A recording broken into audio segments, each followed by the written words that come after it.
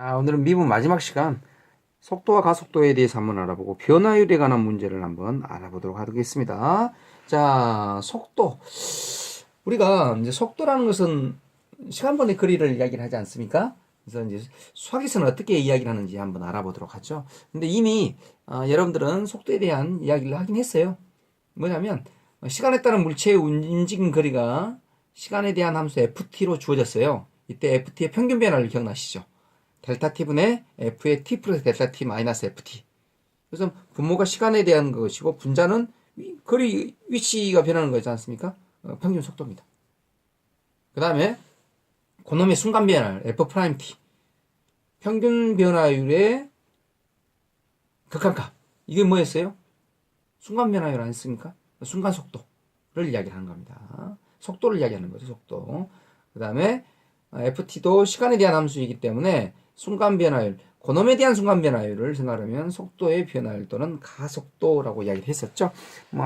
했었죠가 아닙니다. 그렇게 합니다. 자, 한번 볼게요. 시간에 따른 물체의 움직임 거리가요. 이렇게 시간에 대한 함수 ft로 주어졌을 때, 이때 함수 ft의 평균 변화율 델타 t. 델타 t는 이거는 시간의 변화율이고, 이것은 거리의 변화율이죠. 그래서 델타 t분의, 시간분의 거리. 그러니까 속도를 이야기하는 거죠. 평균 속도를 이야기하는 겁니다. 평균 변화율은. 그 다음에 이때 그놈의 순간 변화율 f'(t) 그놈의 극한값을 이야기하죠. 이 극한값은 뭘 이야기를 하는 거냐면 순간 속도를 이야기합니다. 순간 속도. 또는 뭐라고도 이야기를 하냐면 속도라고도 이야기를 하죠.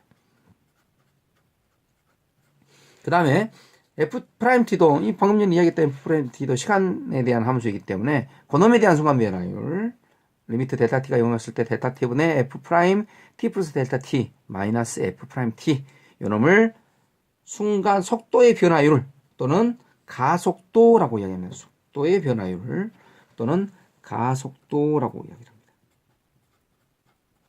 이렇게 정의를 내리고 있습니다. 그래서 미분에서 뭘 가지고 평균 변화율과 순간 변화율을 가지고 속도랑 평균 속도랑 속도를 정의를 이렇게 하고 있습니다. 자, 그다음에요. 직선이의 운동에서의 속도랑 가속도에 대해서 한번 알아보도록 하겠습니다. 이미 이제 위에서 이야기를 다 했기 때문에 요놈에 관한 기본 정리들을 이야기를 하는 겁니다. 수직선 위를 움직이는 점 P의 시각 T에서의 위치 XT가 X는 FT로 주어졌어요.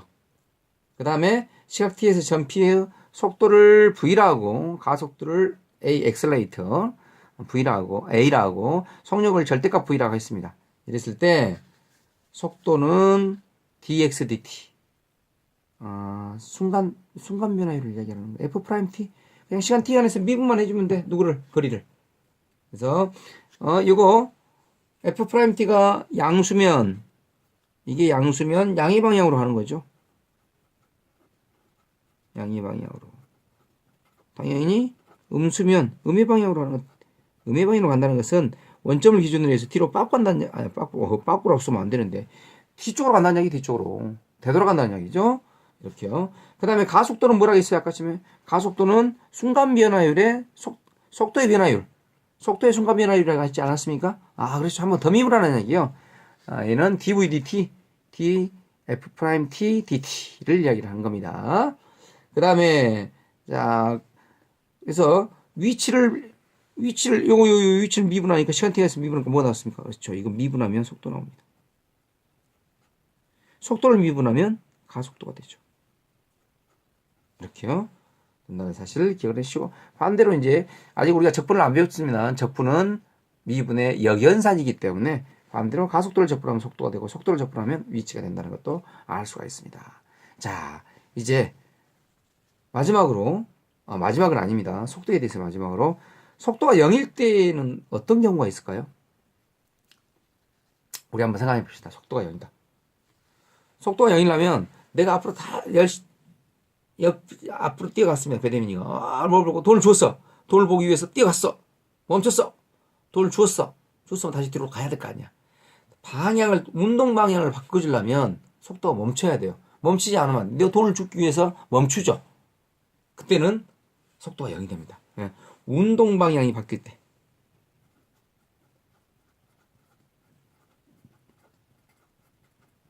운동 방향 바뀔 때.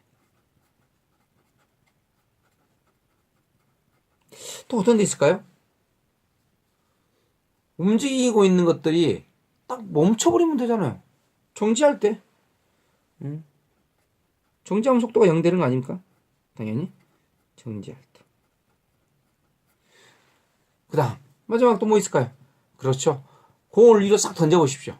위로 올라가면, 막 올라갑니다. 올라가다 딱 최고 저점에, 최고 높이에 도달했을 때 속도가 얼마일까요? 그때도 0이죠. 최고 높이에 도달할 때.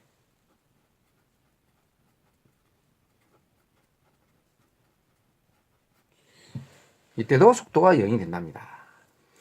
이렇게요.